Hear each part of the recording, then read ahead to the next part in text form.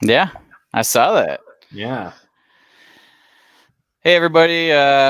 Welcome to DAP Network Open Mic. I was just bored tonight, and a lot of stuff is kind of going on in the news, so thought we would just pop on. Dave, welcome. Dave is commish of a league that I'm in, and I commish a league he's in. So Yeah. Little uh, retribution. symbiotic in a way. Yeah. And you've done podcasting before, correct? I have. It's been a while. Me and a buddy were, and that's where the Podologist League started. We started a podcast a couple of years ago, and I just couldn't keep up with it. It was too much with a family to do a weekly podcast. So here I am. You just pulling in a guest spot. That's the way to do it, honestly. Sometimes I wonder what I've gotten into. Yeah. Yeah, we just got through our 50th episode, so we're almost at a year, and I seem to keep taking more and more on, and I'm not really sure what's going on there. That seems like a bad decision, but we'll see what happens. So let's see, what topic is at the top of your mind right now? Oh, well, it's got to be Antonio Brown, right? Yeah, yep. What do you think?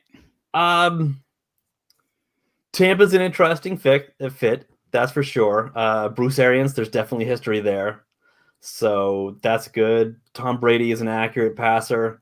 Can fit it into tight windows and let Antonio do the work. Not that Antonio can't can't create separation on his own. Right.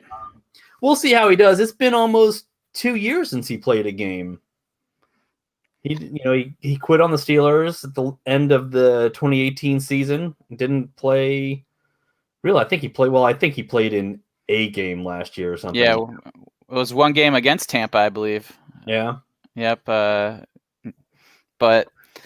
yeah, it's interesting. Like, who do you think it affects the most, like negatively? Like who's going to lose targets in Tampa Bay? Yeah, I mean it's going to be a while before he really gets integrated in there. I think. Probably if it affects anybody, it would be like one of the down the roster guys like Justin Watson or something like that. I don't think it's going to really have too much of an effect on Watkins or Godwin or even Gronk. Just with the familiarity and we don't really know what kind of playing shape Antonio is in. We've seen hot video highlights of him working out, but the guy's he's 32 now, I think, and how he's going to respond to not playing live action for like one game. He was a role player in one game at the beginning of last year. Yeah, it's interesting. Like, I mean, there's always that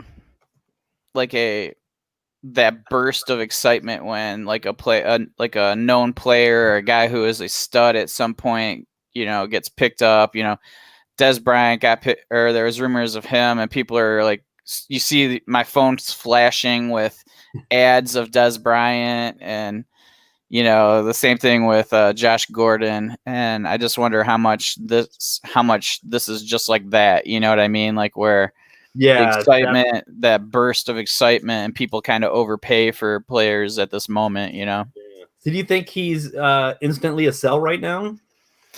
I mean, it depends on your situation, right? Like, I mean, if I sold him tonight in a league, in our league, and I believe. Oh yeah, I saw it for Fulgham. No, for no, it was Gallup. Gallup, yeah. Gallup, that's right. Yeah. Yeah, that was. I think that's a big get for you. Mm-hmm.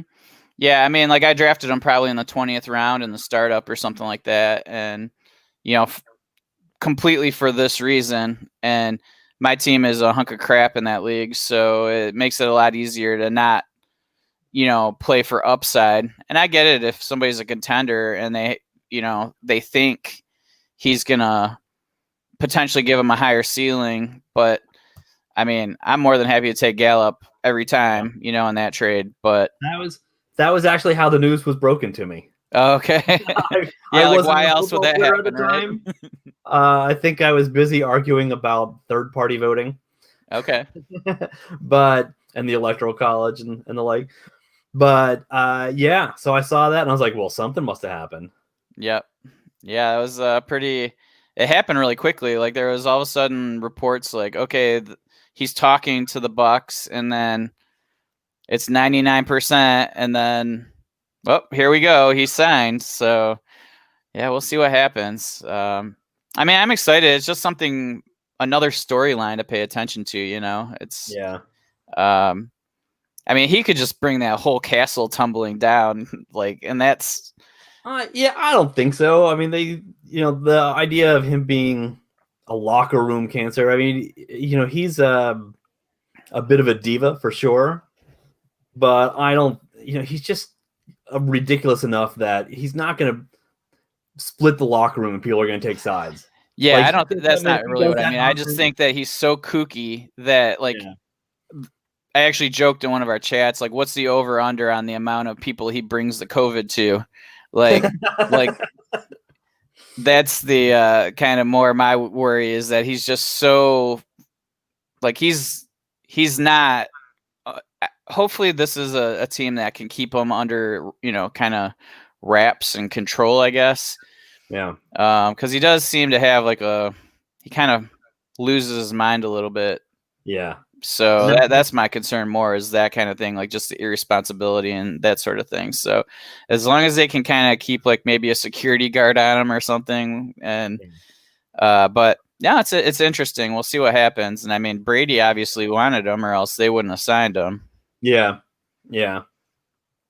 So, and yeah, that's the thing is, Brady's been through that, and as much as that may have been annoying in New England, he saw that, when it went wrong, they just let him go and moved on with life.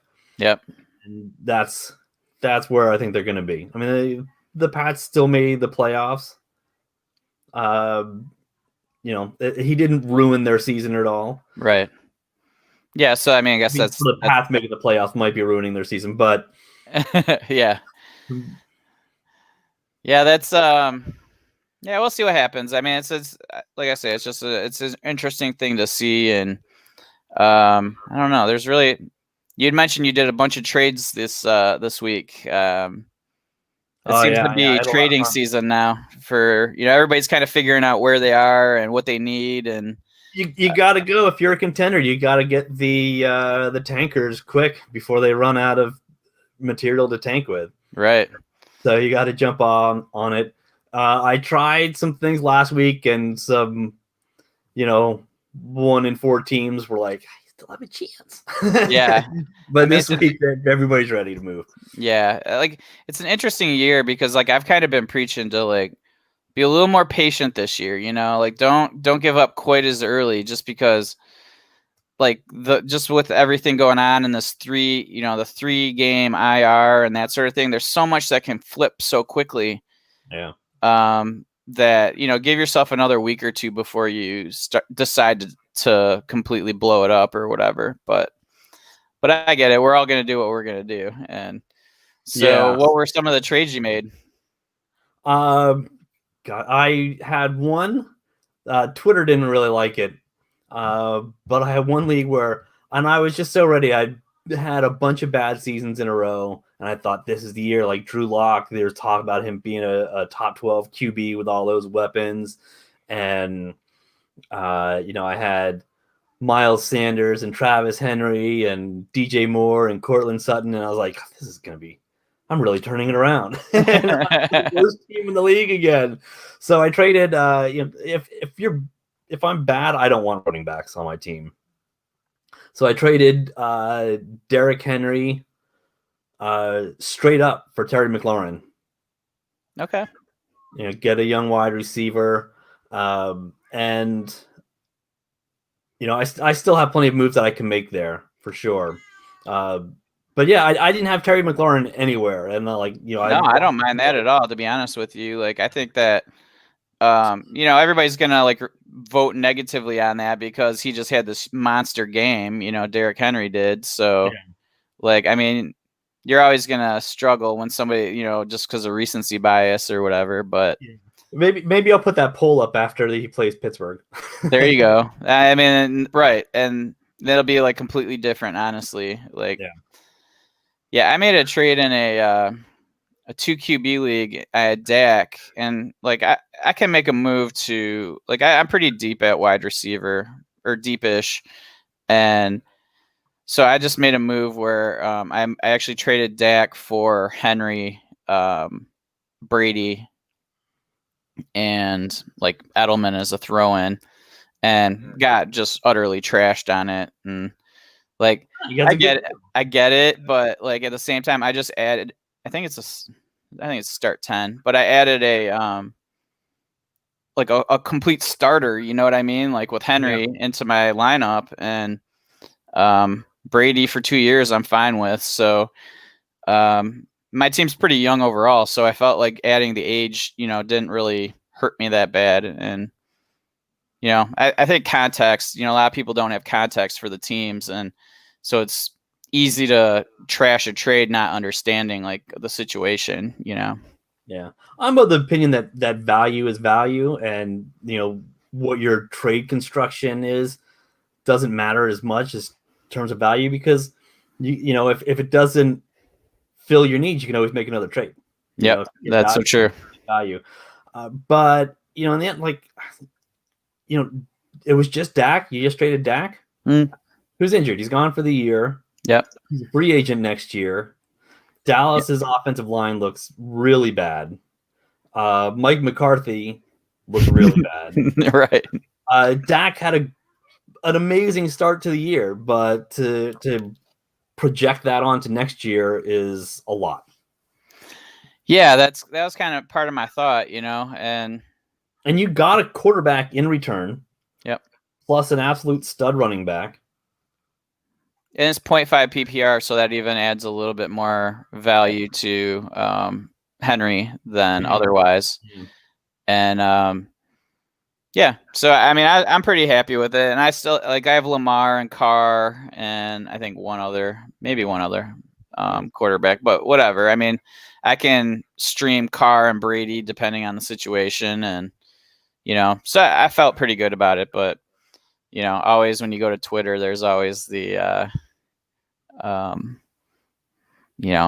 everybody wants the pretty shiny toy, and that's what Dak is. I traded, and I put this on Twitter like 2 years ago, and it got torn to shreds. And I traded, and keep in mind this is 2 years ago, so I traded Nick Chubb and Sony Michel for the first pick in the first round, the first pick in the second round, and I knew they were going to be the first picks because I was getting my own picks back that I had traded for Garoppolo a while ago, and my team was horrible again. And he put in Henry as a throw-in because Henry was doing nothing 2 years ago. And then 2 years later, and at the time I was just like, I don't understand why Henry's good. He's a feature bag. I don't understand why he's scoring. I think he's still young. He's got upside. So sure. Now, it turns out that I traded Nick Chubb, who's great, Sony Michel, who since over the last 2 years has dropped so much in value, for what I got, Miles Sanders and Devin Singletary and Derrick Henry, and I think I worked out another pick for it's just like when I put the same trade with all the pieces I got with the draft picks, I crushed it. Sure. So it's all perspective, and and things a year later is going to be completely different, right? Yeah, and that's example for why all leagues should be never veto.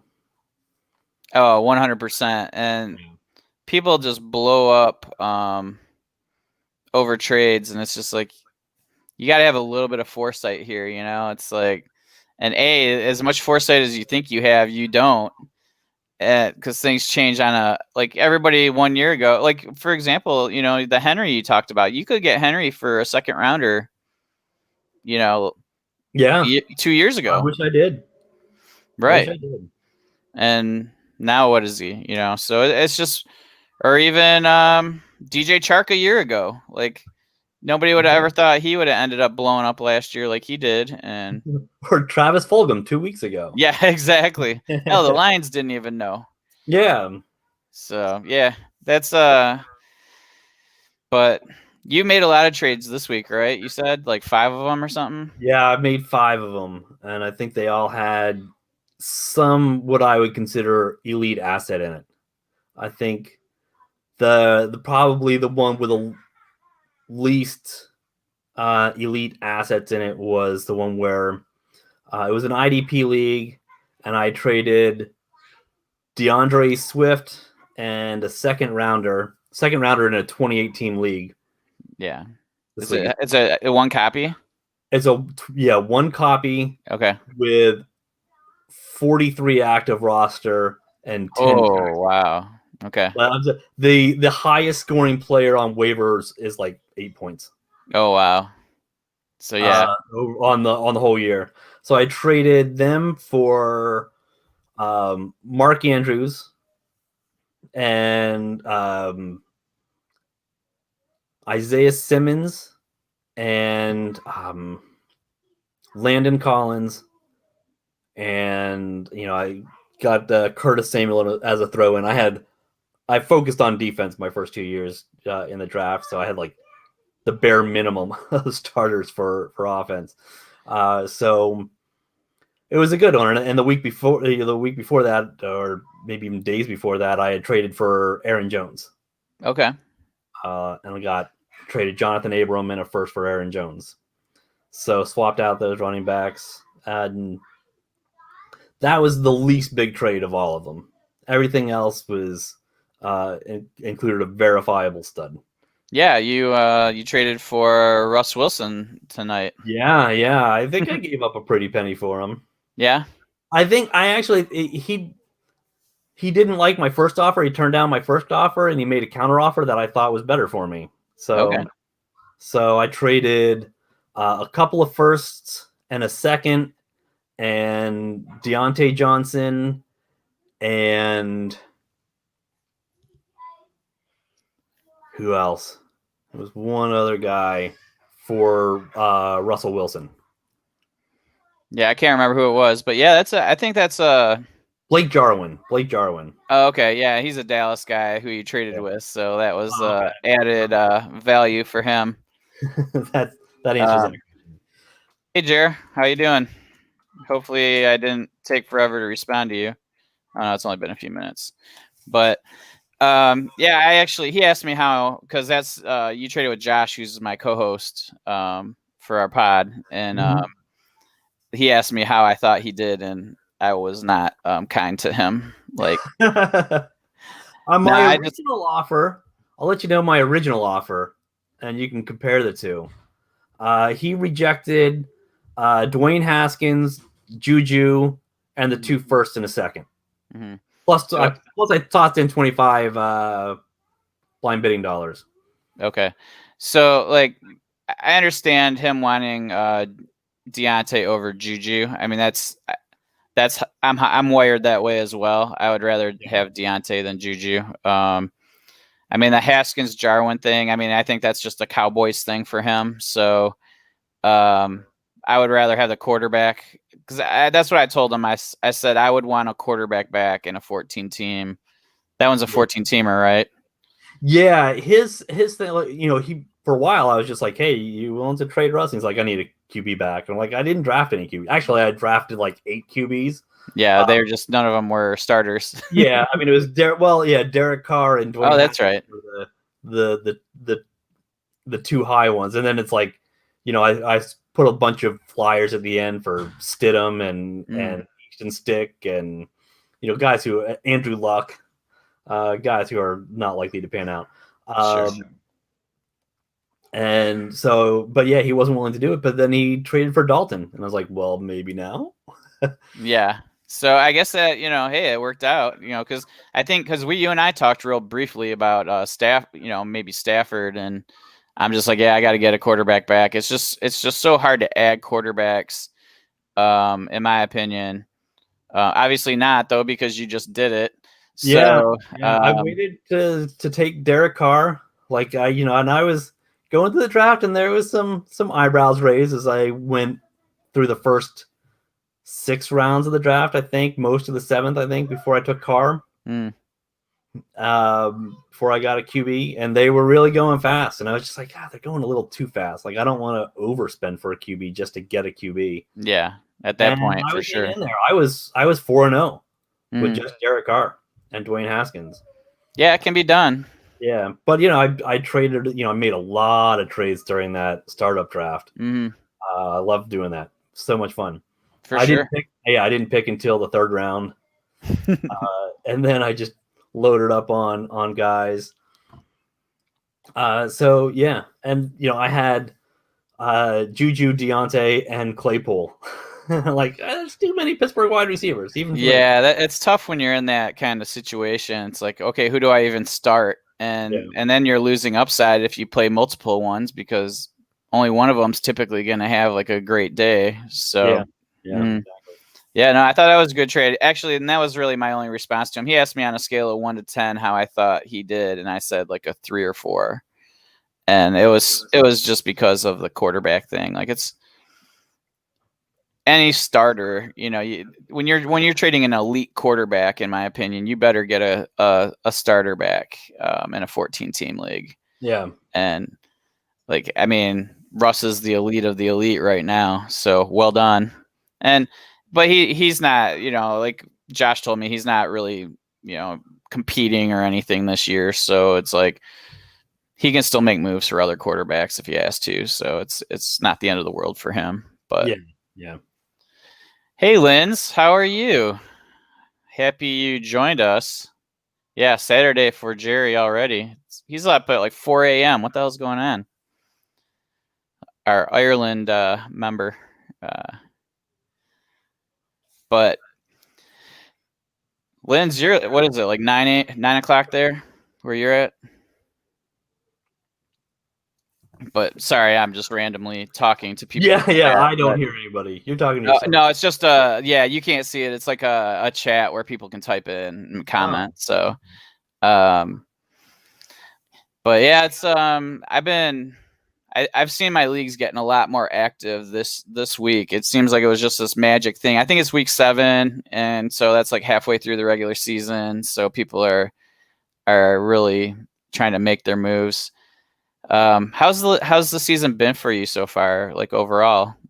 It's been ups and downs. I had one team that like I had been dominant in that league year in, year out, and then last year I took a tumble and was down towards the bottom of the rankings. I think I ended up with like the 2nd or 3rd pick in the draft, and I got JT out of it. And I had picked up Tannehill last year as a free agent. This is actually my favorite story from last season. Is the way I run my leagues, most of them, not the one you're in, because that one's a free league and it's lazy run league. But all the other ones, we do our waivers for the first 6 weeks. We use draft order, which is reverse possible points from the previous season. And then in the 7th week, we flip over to that year's possible points, least possible points. Okay. So and Tannehill was named starter right before week 7. And that's when the waiver, I would have been like last in the waiver wire up for the first 6 weeks. And then it flipped over and I was right there at the top of the waiver order and was able to get him. Beauty. So that's amazing fortune, right? Like, yeah.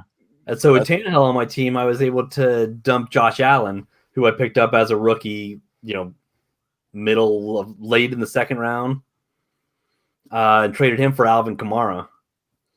So now I have this team that just ended up doing terrible last year, but all my points were coming from wide receiver, not from quarterback. I was loaded with quarterbacks.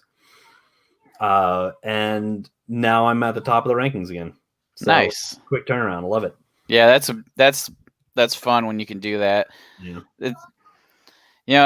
It's I almost have more fun like rebuilding. It's kind of a sickness I have. Like I mean, like I'll win. Like I've had multiple leagues where I'm like, all right, I just won the league, and it was actually a 14-team league, and where I won with one quarterback as well. And I'm like, I don't really like the depth on this team. I don't. There's so much I don't like about it, but I had just one, and I'm like, all right, I'm gonna do a quick rebuild, and those are fun to me. Yeah. What's up, Rock? How are you? Good. What are we talking about? We were just talking about how the season's going and how it seems like the leagues are starting to get a little more active with trades and that sort of thing. And, we kind of did our A/B thoughts real quick. So pretty much any of that. You got anything you want to say about any of that? I'm not really interested in AB. You guys? Unless I can trade him for Michael Gallup. Yeah. I'm interested from a storyline standpoint, not a fantasy standpoint. Yeah, for sure.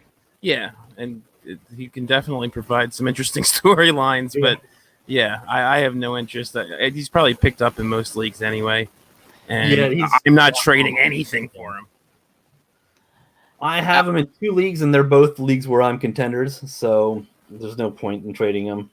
Yeah, with 30 leagues, I'm horrible with waivers anyway, so I don't have him anywhere. So yeah, I only have him in 2 leagues, I think, and they are both startups, this year. So I just grabbed them at the end of the, in the late startup, and figured, hopefully something like this happened. And I guess maybe I should have. It paid off for you.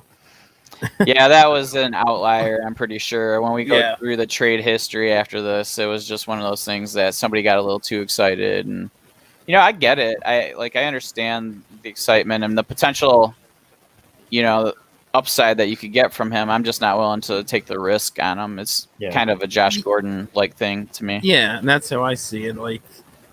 I don't think the upside is that much there to begin with anyway, with Evans and Godwin on the team and Gronk coming on a little bit. So, and he could get more of a suspension too. I was reading that today that on top of the 8-game suspension, he's still got other stuff pending that depending on how that plays out, he could get suspended some more.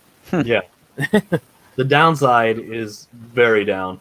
Yeah. I think he still has wide receiver 1 in an Arians offense upside. I mean, if he comes back and he's 95% the same guy. See, I just don't think he'll be 90, 95. Yeah, I just don't think he'll be that good. But that's after pretty much 2 years off. And he's playing with 2 other really, really good wide receivers. So yeah, I don't know that that's ideal for the upside that everyone's seeing anyway. Yeah, Drew said he'd rather have Gordon. It's at least a guy he can root for as a player and a person. That's I get that. We were just talking about that, actually in one of our chats about how I made a move today for.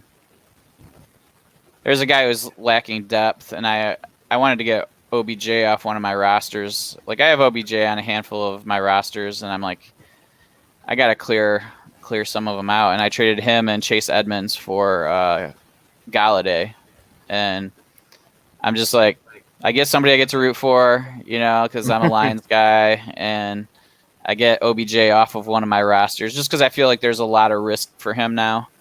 I mean, I fully appreciate his ability, but I just in our Trade Addicts 3 chat, I was letting everybody know my feelings on Baker. So I just don't think him and OBJ match up real well.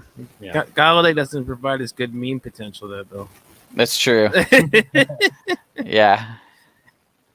That's Galladay is one of those players I know nothing about him. I know about from a fantasy standpoint, but I know nothing about him personally. No, yeah. Yeah, he's kind of a quiet guy. He's not that guy that's going to bring attention to himself. He just kind of goes about his business. He's a big wide receiver who can go up and get the ball and fast enough, and he's just all around just a good wide receiver. Yeah, third round seems pick like- that, like he definitely plays that like Mike Evans, kind of role, and but I think he's probably a little better route runner, and but just not nearly as obviously dominant as Mike Evans. But yeah, I mean I like him. He's just seems like a guy that goes about his business. Although last week he scored his second touchdown, he goes, "That's gonna cost you," because they're like in contract negotiations or whatever. So, hey, get your money, buddy. Get it while you can. Yeah. Yeah, it's kind of the anti-AB/OBJ from that point of view, the diva point of view. Yeah, Well, probably. AB for years and years was the anti-diva guy, right? It kind of came all of a sudden. Yeah, Yeah, it's like Tomlin had him under his thumb or something, and just was able to keep him, in a little bubble, and then once that kind of got removed, it was just like I'm going crazy. the bubble burst. Yeah. But I always rooted for him. He played at Central Michigan and Michigan State. Yeah. That was when they were good. And I remember him. I went to Michigan State, so I always paid attention to them their defense was outstanding. But back when AB was there, Michigan State's was, and he just abused Michigan State, and like a small MAC school, and he just was abusing them. And I'm like, man, this guy looks good. And then I put him in my brain, but then I never drafted him, and of course I ended up having to pay a little bit more to add him to my teams. But I always followed him, and he was a guy that put in the work and did all that. He's always like a really, like, you never heard anything bad about him as a teammate or anything. And then all of a sudden it just kind of happened, I guess. Yeah. Still not sure how what happened there. I think it was too much success. After a while, he hit a tipping point. Yeah. But yeah, I'm a Steelers fan, so I ended up with a fair amount of AB in my league. What's up with Juju? So that was actually going to be my question, part of that, because like Juju, when Juju was voted the MVP of the offense or whatever, and AB made the big deal stink about it, maybe AB wasn't wrong. You know what I mean? Like, because he was basically saying like, yeah, he wouldn't have been able to do that if it wasn't for me on the other side, with all the defenses focusing on me. Yeah. And, it's kind of interesting. Like, I actually had a guy ask me what I wanted for Juju today, and I'm like, man, this is sad, like what my price is at now. Like, it's crazy, like that I'm so low on Juju. And maybe it's like a recency bias. I don't know, but like, can you get more than a first right now? I mean, that's probably the value, right? Yeah. Like, I think the value is mid to late first. Yeah. that's exactly what I told them I wanted. And I'm just like, man, like, He was like 2+ first at one point. oh, for sure. Yeah. Yeah. Yeah, I mean, I in one of my leagues, I traded a bundle for him last year and hasn't. But yeah, he's talented, and I suspected as a Steelers fan watching week in week out that he wasn't as good as he was being ranked in fantasy. He's not bad by any stretch of the imagination, but I think Deontay Johnson is phenomenal. I think he's still underrated. I'm right there with you, Dave. Yeah, he's just a fantastic. We were talking about that too. He's AB light to me, and Claypool is. I didn't see that coming. I really didn't see that coming. So Claypool, it reminds me a lot of Galladay, like in the way that they play, like their size, They're both big guys. yeah, just kind of the way that they go about their business. Like they're athletic, they're, I mean, I think he's a little fat. Claypool is faster in that, but that's actually a really good comp for me. Yeah. For those two guys. Yeah, he's like a more athletic Galladay. Yep. Which is kind of freaky. Yeah. But yeah, Deontay is my guy. Like he played at Toledo, so another local, regional school, and yeah, I always root for him. And like he's like one of those guys that he's a punt returner and all that kind of stuff. And so those are the guys that usually are gonna, if they're smaller, they're gonna be a little bit better players. And then you trust, Pittsburgh and who they add, and it's just they have very distinct roles for their wide receivers, and it was just so obvious that Deontay was going to fall right into the AB role. Yeah. And so it's like, okay, I don't know that much about him, but it just makes so much sense that I'm going to bet on him in that role, and then we'll see. It just seemed like a pretty easy option to go with him. And he's kind of proved that I would rather, like you said, Dave, I'd rather have him than Juju, and so did Josh in your trade. And like Izzy Elkafas offered me Juju for Deontay in a second. I'm like, dude, I wouldn't even take this trade, straight up. So, he keeps trying to. I think he's just bombarding the league with trades. And he the last 3 weeks, he's keeps changing his trade, but he's trying to get Deontay and giving me Juju. Yeah, he loves Deontay. Yeah. No, so maybe he's just peppering us, or my team. So yeah. But is Juju gone after the year? You think, Dave, as a Steelers fan? Yeah, well, yeah, I think so. I mean, why would they pay for him? I mean, when they can just go and draft seemingly anybody in the second round. But yeah, with Deontay and Claypool and Ebron, that's not a team that runs a whole lot of 3 wide receiver sets. So, they're going to be running them this year just because they have wide receivers, but right. With Ebron in there, I just don't see it. I don't see it. I don't see that they have a need for him, and clearly they don't. He's not getting many targets. Brian Hire was mentioning that they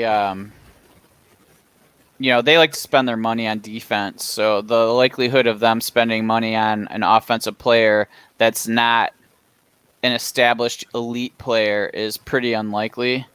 So, I mean, if that's the case, because I don't follow them enough to understand that or know that, but if that's the case, it makes sense that he's going to go.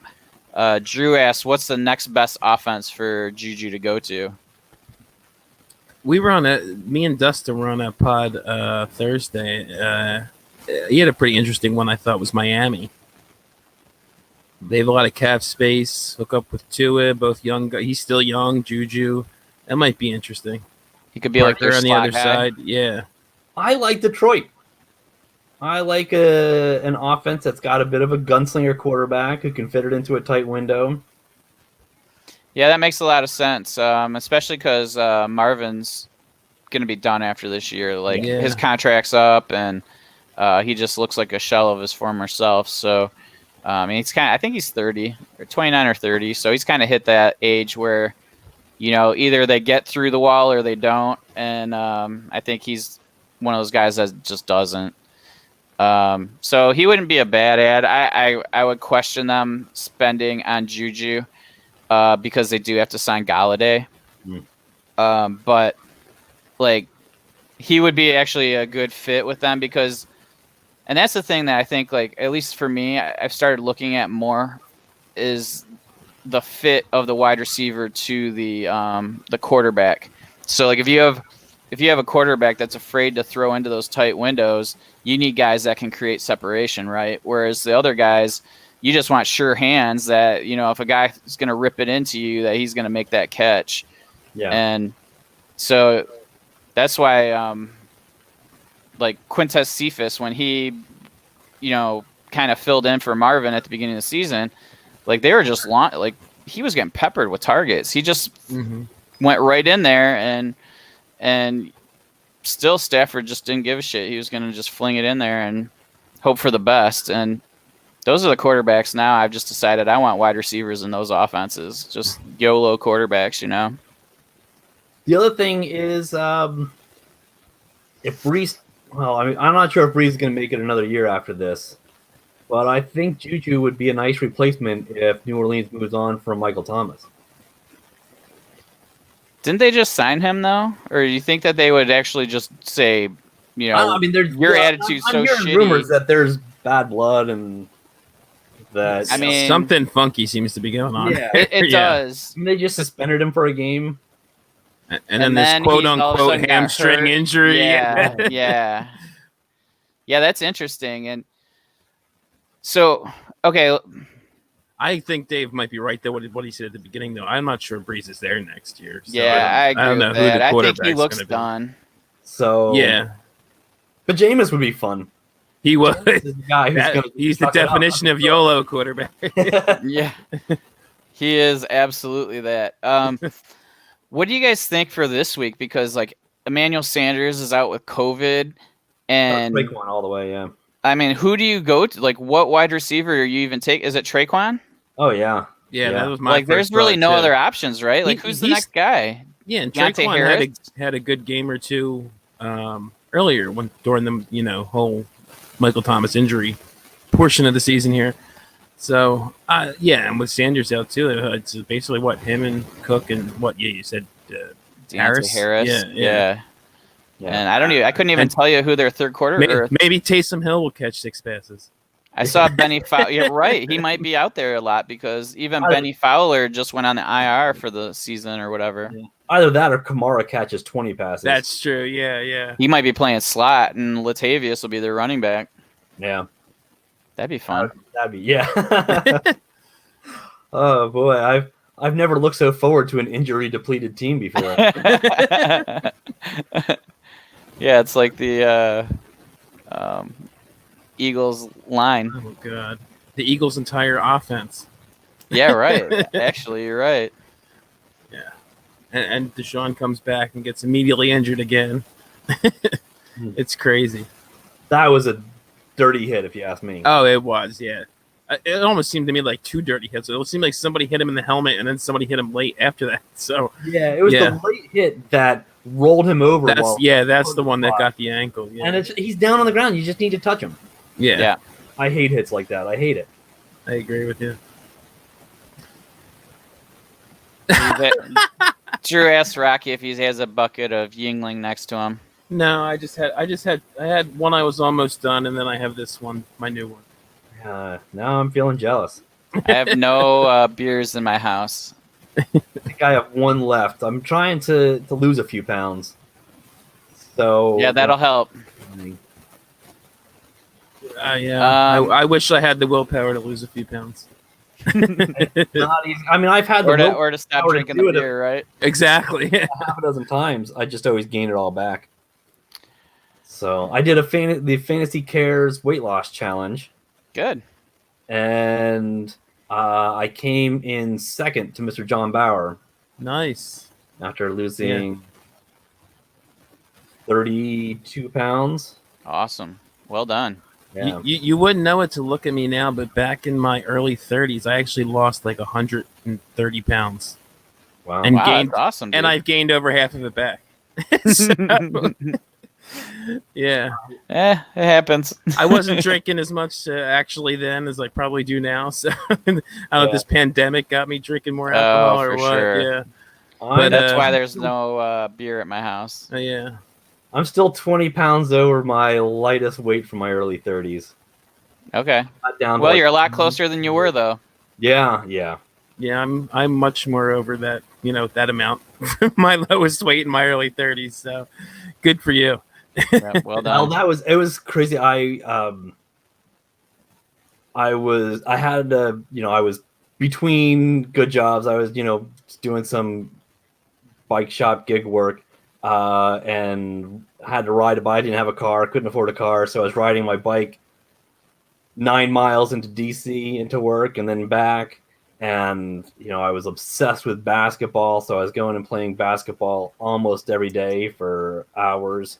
And then a buddy of mine got into steroids and bought a Bowflex, and so I was over at his place smoking weed and playing with a Bowflex 2 or 3 times a week, and I was averaging like 2 hours of vigorous exercise a day. Oh, I was also on a flag football team. So you had a lot of opportunity to burn calories. Yeah, I got to the point where I was like, this is too thin, and I gotta.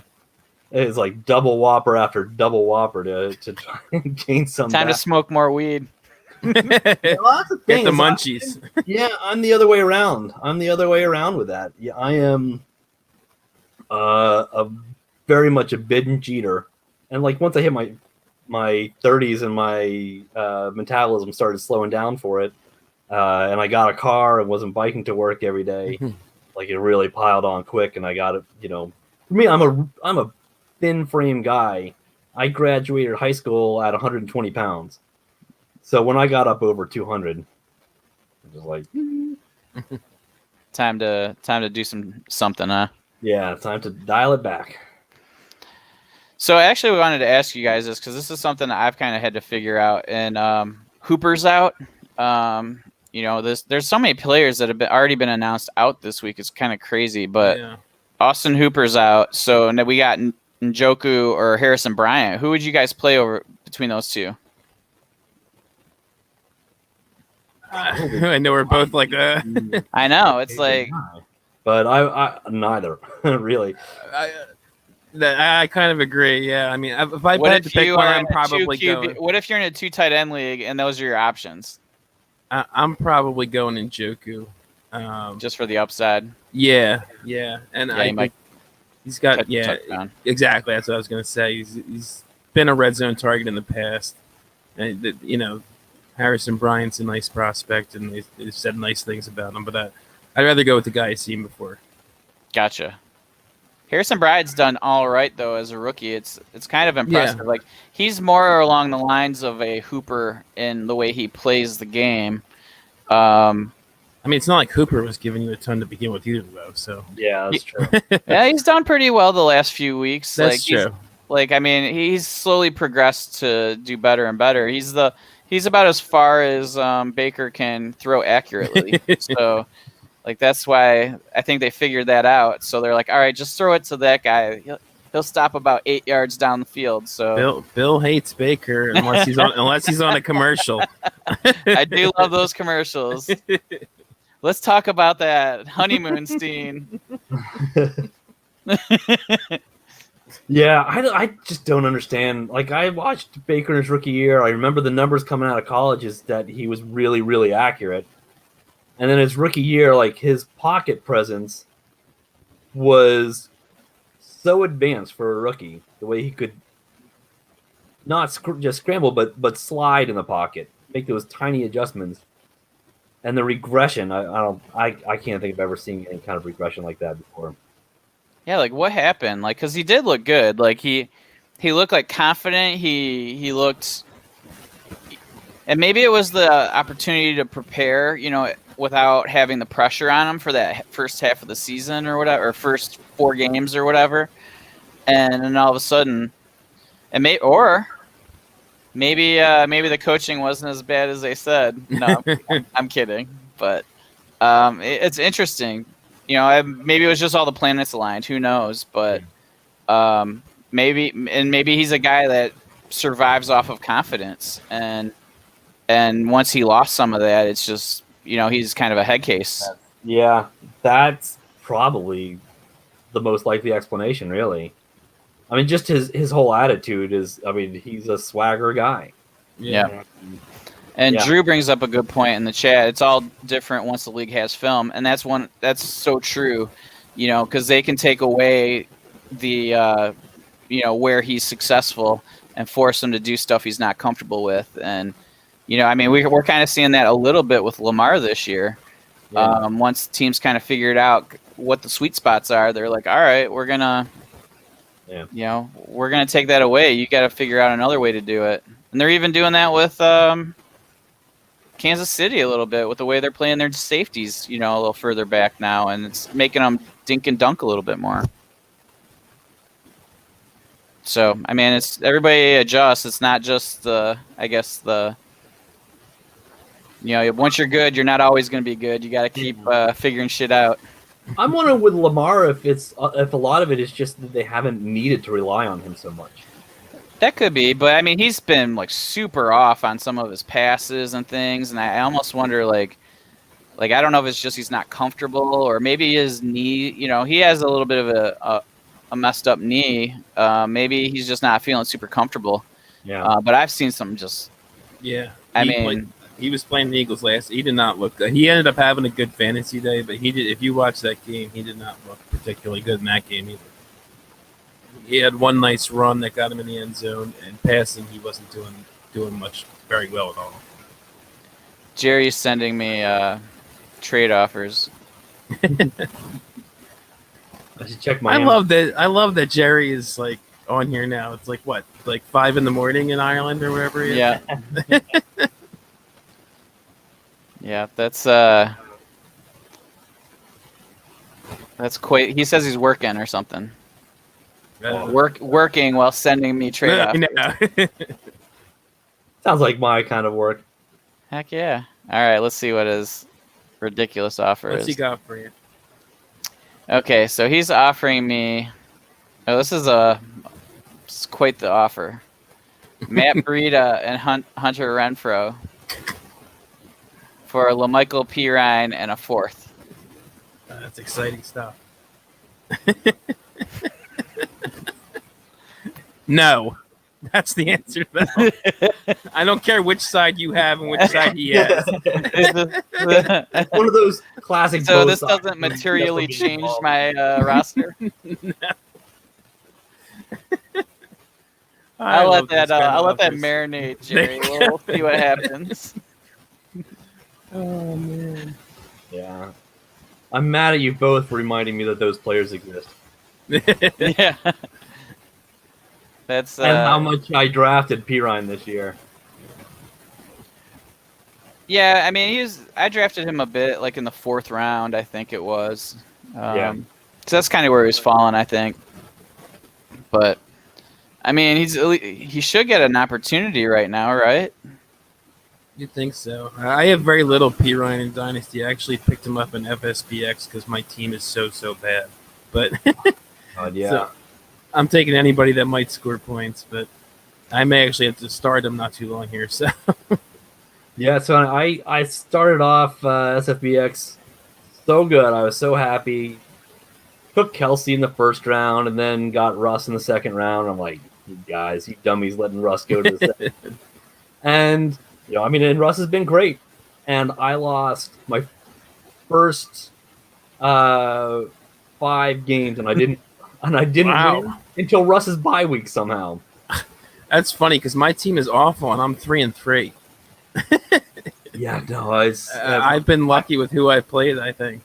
Yeah, we did a standings of the DAP network, and Rocky and I are at the bottom. I'm at I think it goes by, I guess it's just by points is what that number is. Yeah. Yeah, and I'm in like the 1200s.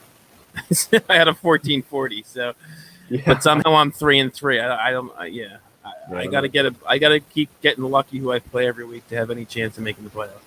If anybody wants some solid SFBX advice, it's watch my draft and don't do that. Because this is my 3rd year, and I think my best. I'll be back in a second. 5 wins. I'm bad in that league, so bad. I actually did well last year. It's just this year I don't know what the hell I did. I took Lamar and Andrews to start, which I thought was great, but Lamar's been so in even in that scoring, and I took Eckler, who got hurt. Gordon, who's been iffy. Waited on receiver mostly. I do have Jefferson, which is nice. Yeah, but most of the other guys aren't too great. So, and I took a bunch of like rookie flyers that have not panned out. Cam Akers, Zach Moss, some other guy. I tried 2nd-year guy, N'Keal Harry, is not working out. So yeah, I took a lot of young guys in the later rounds, thinking they might outperform their slots, and that did not work out for me at all. So I have scored, just to let you know, a grand total of 867 points in SFPX. And that's what, 6 weeks? Yep. Yeah. Is that better or worse than your team? I actually don't know. I know I'm at 1,200 something in the rankings. I don't know what my I'm looking up. Bill, talk while it's Yeah, I'm looking mine up too. Yeah, FBA. I think I'm like 900th or something like that. I started out really well. The first few weeks, I was I actually put James Roday from one of the celebrities is in mine, and he thrashed me the first week. But we were both like top 200 points, and he's undefeated in ours, and he's I think a top. Wow. He's in top 75 or maybe even Dave, higher than that. You have more points than I do. Oh wow! I'm at 811.68. Yeah, you got more wins though. I'm somehow 3-3. I have no idea how that happened. I have 890. Yeah, like the top team in my division has over 250 more points than I do. Yeah. Roday has 1092.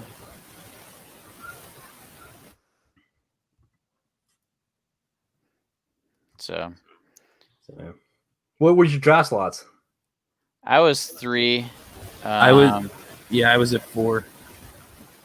I was 9. And I thought, if I wasn't going to be top 2 or 3, like that's where I wanted to be. Yeah, that none of those slots. Yeah, I wanted a top 4 slot, thinking it was like Mahomes, Lamar, Saquon, and CMC were no brainers, and only one of those has worked out so far. So, and not the one I got. So, yep, I got Lamar as well. Yeah. Did you get Lamar? Yeah, I have Lamar. I have Lamar and Andrews, and it's not working out as well as I hoped. Yeah. Well, that's what you gotta do, though. You just gotta take the risk and hope it works out. And if it doesn't, what the hell? Yeah. There's gonna be a lot of people that aren't happy with their teams by the time this is all over. But what else? I don't really have. Oh, who's the third running back in Cincy? Because Mixon's out. They did activate, I think, or pull him up in the practice squad, Travion Williams. I saw that. So wow. I'm assuming it's him, because I did see that they pulled him from the practice squad. So I looked him up. I saw he hadn't scored any fantasy points yet. So yeah, I don't think he's been active prior to this week. Yeah, so I'm not even sure who else might be there. So actually, I think I saw also that this one, Samaje Perine. He's supposed to be the third down back this week. Is something nice. Yeah, he's still around, huh? Jerry says Burrow is the third running back. He must be drinking at at work. Here's a question: would you trade Burrow right now for the 1.01 next year to take Trevor? I don't think so. You were quick with that. That's tougher for me. The only reason I say that is because of landing spot. I'd rather the offense. I feel much better with Burrow in that offense. That's true, but he's at least right now he's got a bad line. But I guess we don't know where Lawrence is going to land. Yeah, you want him in the Jets. It's not like the Jets have a great line either. So yeah, exactly. And he's got less weapons and a bad coach. Well, he's not going to be there. Yeah. I don't know, that guy's got photos on somebody, or everybody, because how else does this guy keep getting a job? Well, I'm with your co-host Josh there. I think the only reason he's still there is to make sure they get Lawrence. Yeah, that makes a lot of sense. Yeah, they don't want to fire him and then get some wins. So. Yeah, that's a good question though. That's something to think about. I would rather take the known. Because what are really the options other than that? For the bad teams, he could end up in Jacksonville, I guess. Yeah, I'm not even. Yeah, is there anybody else winless besides Washington? the Maybe no, it's just the Jets. Yeah. So, Washington seems kind of like that. Washington wouldn't be quite as bad as the Jets, but yeah. And is there a chance that the Jets would trade back and keep with Darnold and try him with a new coach and see how he does with a new coach? Quite possibly. I think, but I doubt it. I think that you got to take a guy you. I think they'd be more likely to trade Darnold and take Lawrence than trade back and go with Darnold still. Unless he does some crazy stuff the second half of this year, but in that case, they're probably not picking Burch. So, yeah. So on Superflex Super Show, we were talking about this about the rookie quarterbacks. How do you rank the 3 rookie quarterbacks right now? Burrow, Herbert, Tua.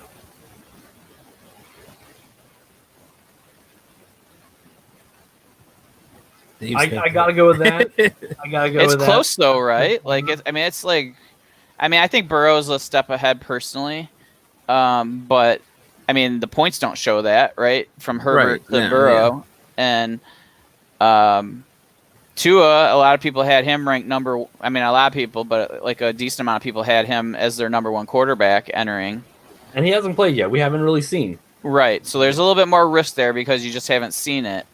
But I mean, that team looks like they're at least, you know, an NFL team. You know, Yeah. so I mean, that's where a it comes positive. from me. I just having seen what Herbert's done and not just having that. I mean, we all have an idea of what we think Tua can be, but he hasn't done it yet. So right now, I have to rank Herbert ahead of Tua. But Burrow's been good enough, even though not as good as what Herbert has shown in his 4 or 5 games. That since I had Burrow ahead to begin with, I got to leave him there, at least for now. And I do think Herbert's got the better offensive team around him right now. So it still leaves me having Burrow slightly ahead of him, and then Tua slightly behind Herbert.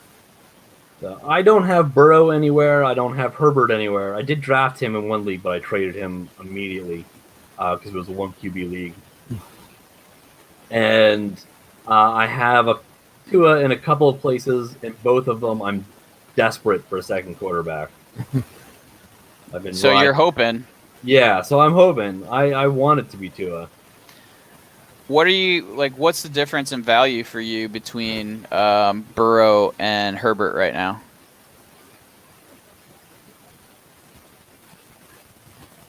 Not much. Yeah, I'm with Dave. Like a super close. second? Yeah, a second would probably get it done.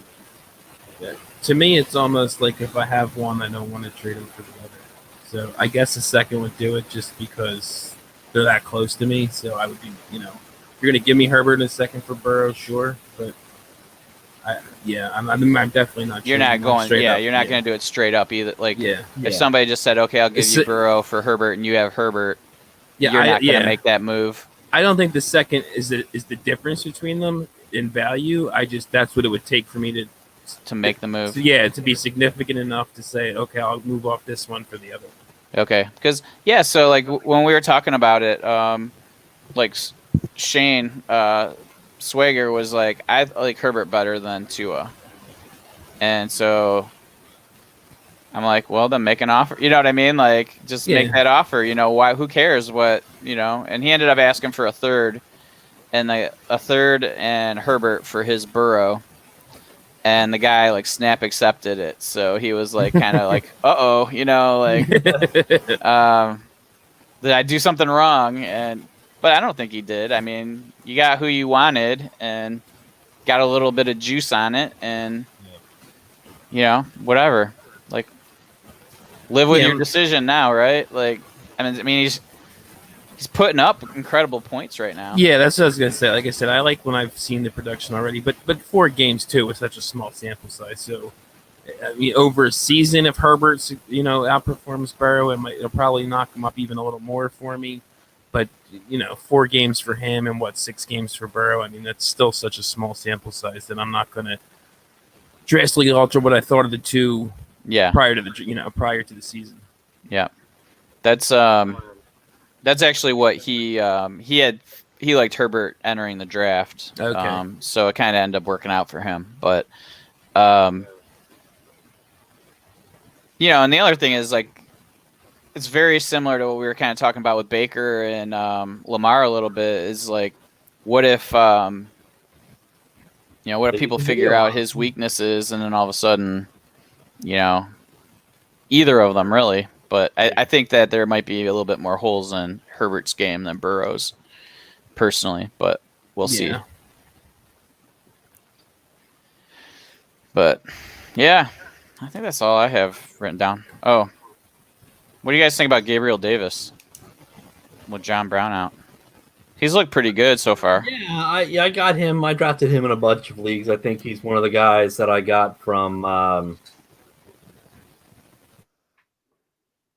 Miguel. I can't remember his new handle.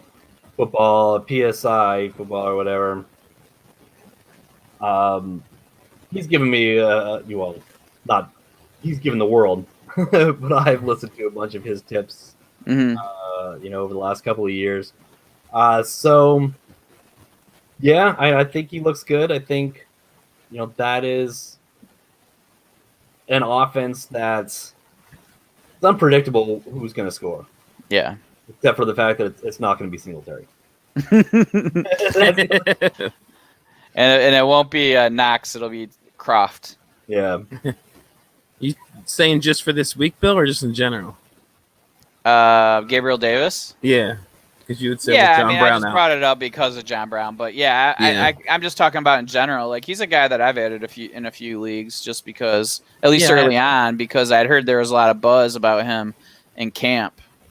Yeah, and I agree with basically what you two said. Yeah, he's very interesting, decent flyer.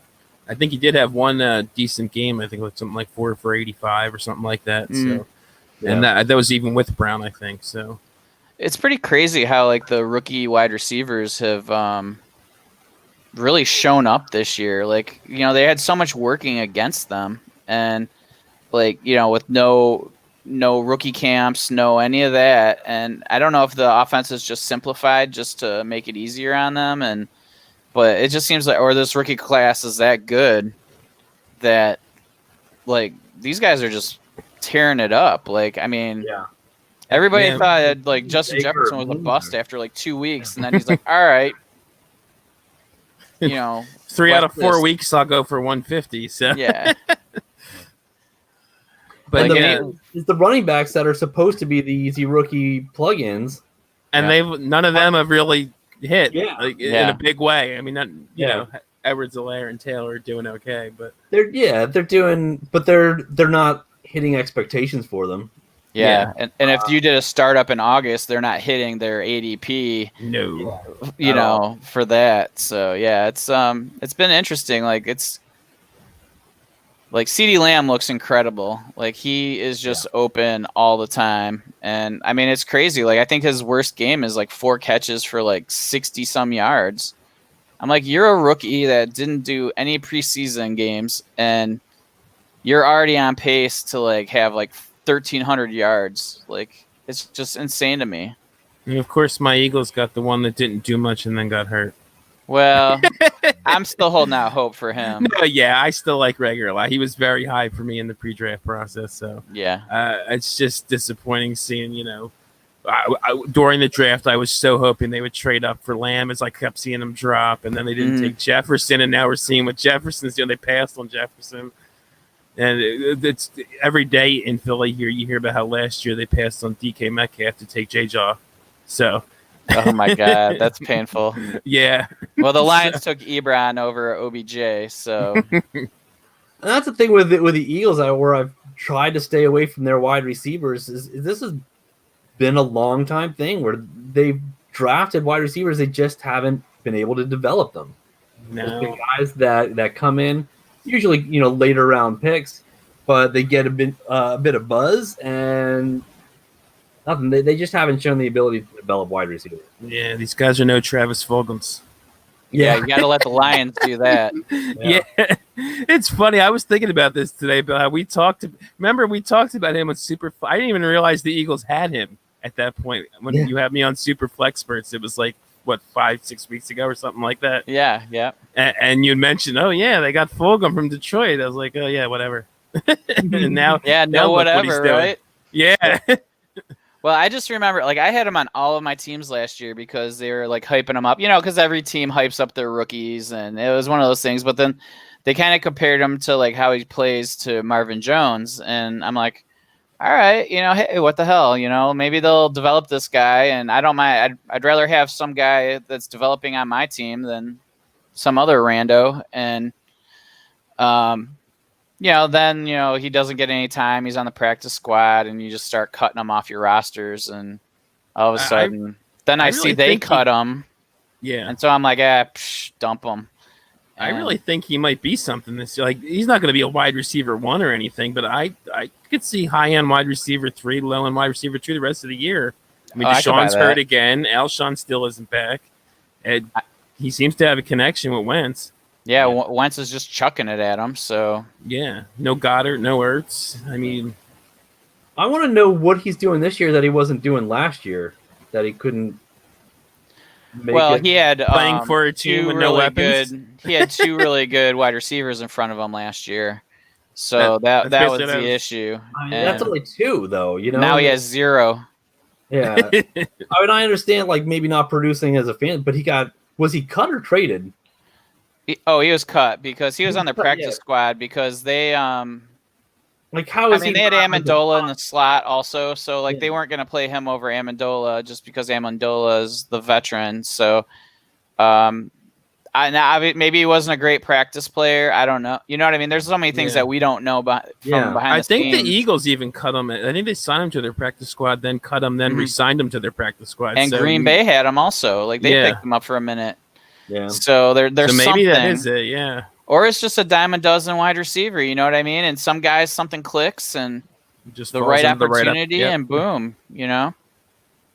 So I mean, you go to a team that can't draft wide receivers, and everybody gets hurt, and then all of a sudden you're a star.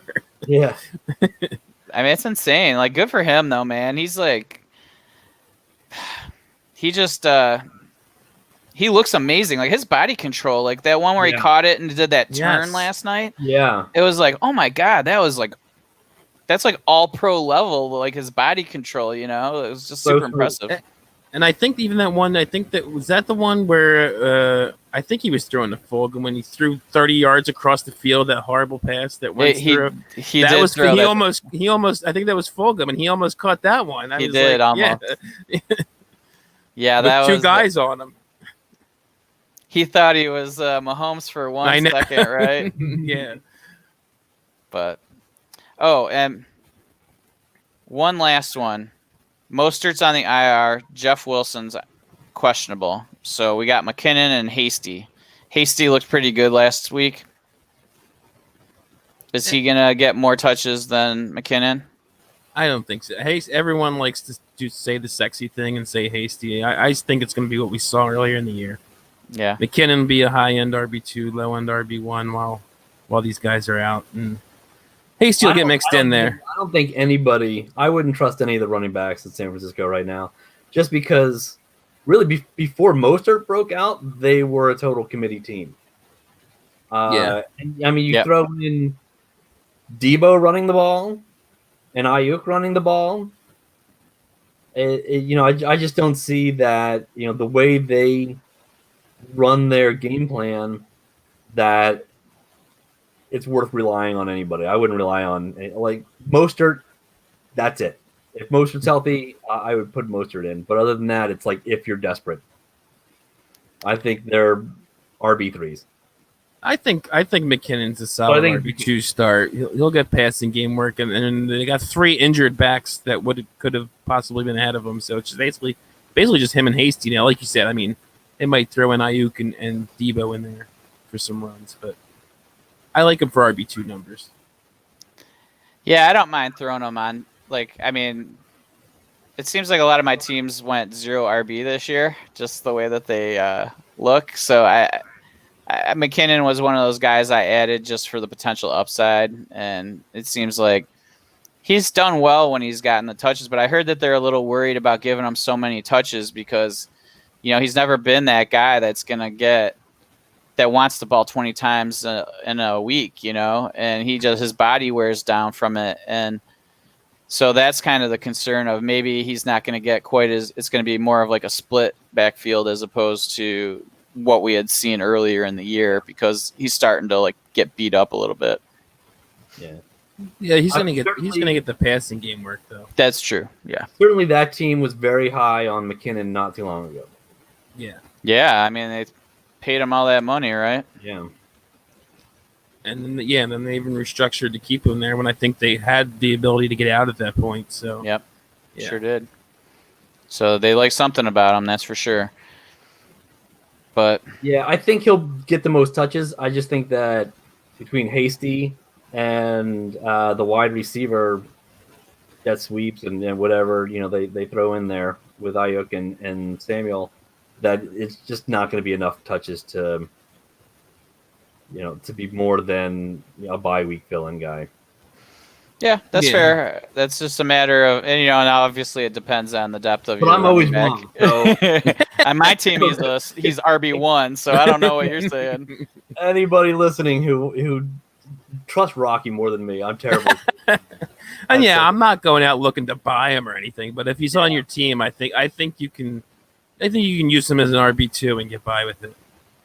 While Mostert and Coleman and while they're out. So I mean, I'm cool throwing any San Francisco running back that I feel is going to get touches, like decent amount of touches out there, because there's just something different about that offense and how they teach blocking and angles of blocks and stuff like that. Like, it's just insane to me, like how you see wide receivers blocking and they don't square up on the guy they're blocking. They run along with the running back and stuff like that. You know what I mean? To kind of keep that angle. I mean, it's like nobody's ever thought of this in the last 60 years to teach how to block that way. And all of a sudden, Shanahan's like, all right, this is what we do.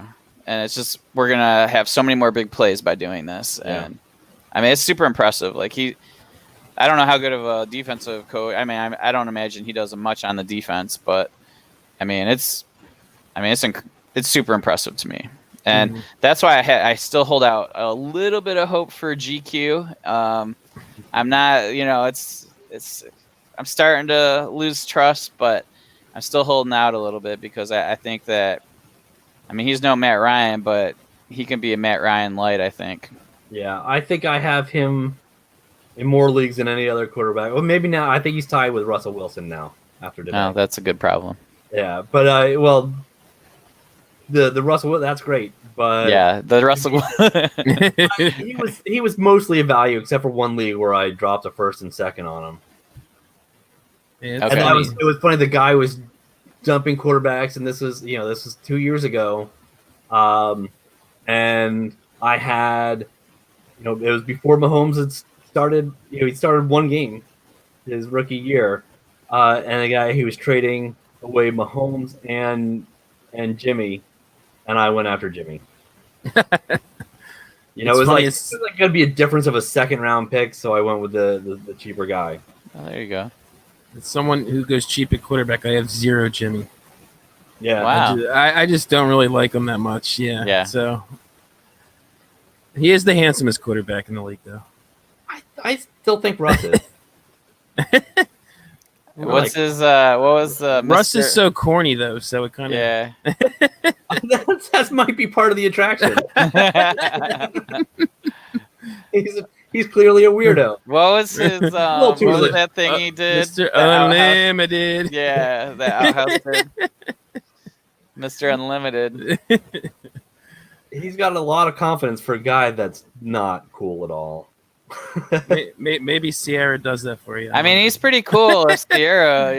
Yeah. So yeah, it's I don't know. I think that game plan last week was perfect for GQ just because of his ankle. Just throw, do short passes, and we're gonna take out any opportunity of you effing it up. So yeah. Sure. Who's the ugliest quarterback in the league? Interesting question. Yeah. I've never considered that. I know, me neither. I'm trying to think of somebody, and no one's coming to me. I think Aaron Rodgers has kind of small, beady eyes. He's skeevy looking. I'll give him that. I don't know if I'd say ugly, but he just got this. He's got like the porn stash working half the time. Yeah. Yeah, no one's. I really don't know. Yeah. I don't think I can. I can't think of all the quarterbacks at the moment. I know that's I think part of the problem. I think it was Flacco, but I think he trimmed the eyebrows a little bit. Flacco. He's groomed. He went to a groomer. Yeah.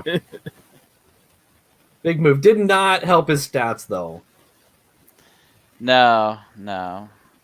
I wonder, like, I'm curious. Well, I guess Darnold's coming back this week, right? That's what news, they're I think. saying. Yeah. They've said he should play this week. I'd almost just say, you know what, Flacco, if Darnold doesn't play, let's see what this rookie can do. Like, but then now I'm one of the fans that just wants the guy that we've never seen to see what he can do. Where obviously the coaches know, like, this guy cannot play it all. Yeah, he's not going to be on the field for a while. So yeah, the thing with Flacco is, that team is so bad. You're not going to please anybody. That's a Jets fan. But if Lindsey is going to be happy about it, sure. There you go. There's going to be one person happy about it that cares starting for the Jets. Loves Flacco. Yeah. And the eyebrows. Yeah, that's a rough team, man. They're worse than the Lions. I feel good about it. Is there a cooler quarterback in the league than Gardner? We talked handsomest and ugliest. Yeah, the coolest. He's pretty cool. Yeah, pretty cool. He's definitely got the best gifts. I mean, Jeff, by the way, not Jeff. Fitzpatrick's pretty cool too. That's true. And that was great. The face-off between the two of them. Yeah. I like how cool Fitzpatrick is for being, at heart, really a total nerd. Yeah. Did he go to Harvard? He went to Harvard. He got a 48 on the Wonderlic. That's right, yeah. Doesn't Harvard have a disproportionate amount of NFL players for, like, based on the, the level and all that? Like, they have Brait, Ferkser. I think Wayne Krebet was a Harvard guy, right? I think so. I'm going to look up Harvard NFL.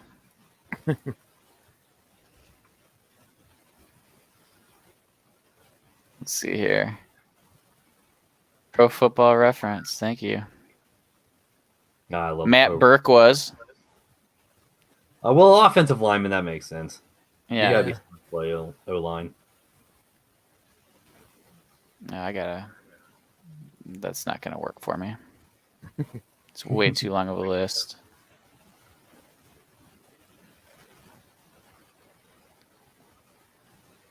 Kyle Juszczyk. All right, yeah. Yeah, that's it. You wouldn't think of them as a football school, but that's still a decent amount of players. Yeah. Mm-hmm.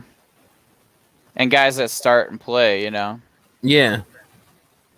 It's not like third string, guards or something. Great. He was a thing for a little bit. He was. Yeah, he was. Yeah. Jameis loved him. Yeah, oh my God. He loved him almost as much as Goff loves Cooper Kupp. Yeah. It's funny because O.J. Howard was always on the team. So, like, Brait was playing well, but you couldn't trade him for anything. No, yeah. You couldn't get any value out of that. Yeah, he's just one of those guys that you just, he's on your roster and you just reap the rewards when you had to play him. And OJ was never doing enough because Jameis was always throwing touchdowns to Brait. That's true. Yeah, I feel bad for, like, OJ just ran into this, like, the system change and all that. Like, he was like his rookie year was pretty solid, like he was putting up some serious numbers, yardage at least. And like, it's like, wow, this guy doing this as a rookie. He's, on that path. Like, Andrews was and Kittle was, like all that kind of stuff. And then all of a sudden, nah, we're going to stop throwing it to you, or you get hurt, or, okay, now we're going to change the whole offense where, yeah, you pretty much don't matter in it. So sorry, buddy. And now we're going to sign some, Tom Brady's Cameron Brait, Gronkowski, so. And he even had a decent fantasy game or two, and then he goes down for the season. Yeah, that felt bad. I just feel so bad for players when that happens, like even Dak and just those guys. These guys put in so much effort. Their whole life is revolved around this thing, and then, like especially Dak with a contract. But like, I know that's the crazy thing with Dak too, is that he's like, okay, I'm gonna I'm going to Bet go on out and show you I myself. deserve this contract. And, Yeah. and he did it. He was doing it. Yeah. And then that happens. It's horrible. And, Do you think and I'm a Cowboys hater, and I still think it's horrible. Yeah. Do you think he can match the last offer Dallas gave him? I think he can if he gets on the open market. I think Yeah. somebody will give that to him. Is that what you're asking on the open market if he could match it? Dave, is that what you're asking? Anywhere. But Well, yeah, I mean, the Cowboys could have franchise him something again, happen, but yeah. Yeah, I think they're gonna franchise them again. And I mean, it makes sense now, right? Like we're gonna we'll franchise you and make sure that everything's a-okay. Although all reports are that it should be a-okay. Yeah. But I think if he was out there, somebody would pay him more than probably more than what the Cowboys. I mean, there's teams that are desperate for quarterbacks that haven't had quarterbacks in like decades. So I mean, you saw what Cousins got, and I mean, Dak's. And Minnesota could turn around and give the same kind of thing, but bigger to Dak. Yeah. Cousins is up this year. So yeah. If and he's still going to get a job somewhere. I mean, I mean, it's like everybody, like so many people hate Cousins, but it's hard to get a quarterback that's, at least somewhat competent. And, as much as he makes some stupid brain fart decisions, overall, he's he's usually super efficient. Yeah. Mm-hmm. So it's kind of a weird year. It's almost like they said, all right, based on this offense, like we need you to just chuck deep passes, and that's what he's doing. And that's where you get all these picks. He's better than Foles. Yeah. Oh yeah. There's a good chance he's better than Fitzpatrick. Respect BDN. Dude, they played on the same. They were both at Michigan State when. That's right. Yeah. Yep. There was one of those two guys just won a Super Bowl, and it's not Kirk Cousins. That's true. But he did win the job at Michigan State.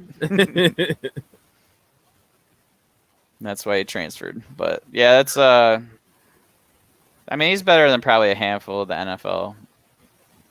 I would say he's probably in the top 24, right? Cousins. Yeah. Oh yeah, I think so. He's right now. I mean, he's going to hit the journeyman transition quarterback. He's going to be like a Dalton, right? Like, is that kind of where you place him, like in that Dalton level? I'd put him above Dalton. Okay. Which is funny because I mean I always thought Dalton was a little underrated in Cincy. I did too. But I mean, he's not a guy that's gonna hang in there when his skills diminish even a little bit. And he's just always been a little bit too skittish. With Dalton too, I think people are way too down on him based on that Arizona game. By the way, oh, 100%. I think he's still going to be solid there with all those weapons, and he's not. Yeah. I still don't think he's that bad. He's notorious for being awful in primetime too. So I don't know what that's about, but maybe that was part of it. But I just think people think he's like trash now because of that game. I mean, that game flow just was awful for him, right? It was like fumble, and it was just like, okay, the game's over. What would you trade for him if you needed a quarterback and you didn't want to spend a whole lot on him? What kind of pick would you give up for him? In a 12-team Superflex? Yeah. I wouldn't give up a first, but I'd probably give up a high second. Yeah. I think that's about where you'd have to pay right now, just because he kind of had that stinker last week. Yeah. Which is perfect for a guy like me who doesn't want to pay first for quarterbacks. Right. Yeah. I mean, I was saying if you're in a league where you really needed a quarterback, and you are a true contender, I have no problem paying a first for him, just because he's going to be your starter for the rest of the year, and in an offense with a lot of talent. So I probably wouldn't have a problem if somebody paid a late first for him, but I mean, I don't think you have to at this moment. But I mean, you only have so many picks, right? So you'd have to get something back with that first now, I think, if you make that offer. Mm-hmm. Yeah. I threw out a bunch of offers for second round picks for him. Anybody would bite. And after the last game, I pulled one of those offers. Like, let me think about this. Yeah, I think that's fair. Yeah, I don't think you were getting him for a second before that game. Yeah. Now you have a shot at it.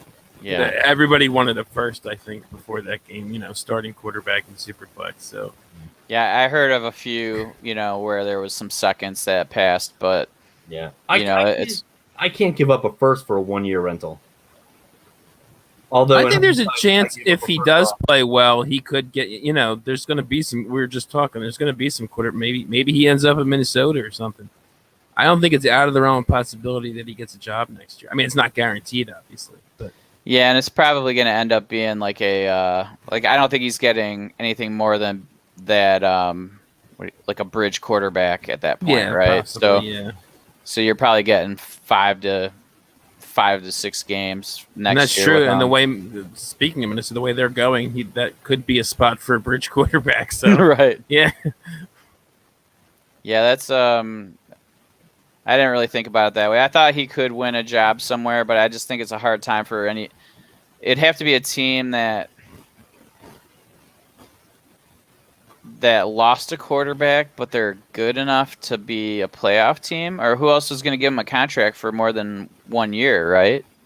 Like I can't think of a fit that would make sense to sign him. Like, why would you sign Andy Dalton to be your starter for more than 1 year? What's that? Chicago, maybe. That's true. Yeah.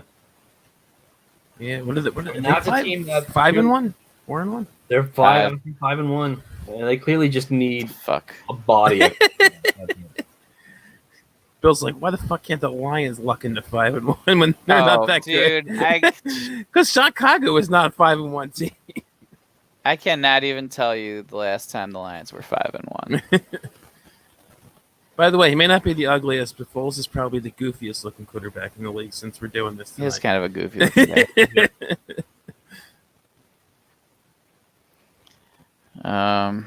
Yeah. Detroit Lions 5-1. I can tell you the last time the Eagles were 5-1. I think. Yeah, I know you can. Pretty sure they were 5-1 in 2017. They were 5-1 in 2014. 5-1, and that's going to be Sunday probably. Who? The Steelers. Oh yeah. Oh, they're 5-0 now, right? Yeah. Playing Tennessee. Oh yeah, that's easy. That's their best opponent so far. That's true. Yeah, that'll be a fun game to watch. Was there a game canceled? I think that's a toss-up, though. I don't think that's. I think the Steelers can win that game. No, yeah, I'm one of those guys that I'm negative throughout the week, but once kickoff starts, I'm like, of course they're gonna win. Well, yeah. I never think they're gonna lose at kickoff. Yeah.